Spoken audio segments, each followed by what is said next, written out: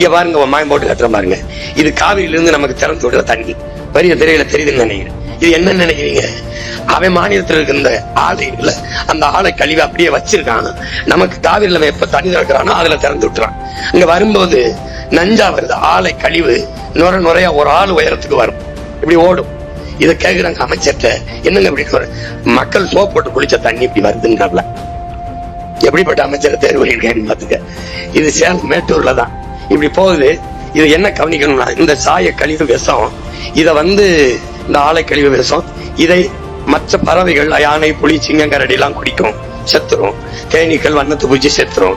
இதை நம்ம நிலத்துல விடுவோம், இந்த ஓடும். நிலத்தடி நீர் இந்த நஞ்சாவே உயரும், கீழே விஷமாவே போகும்.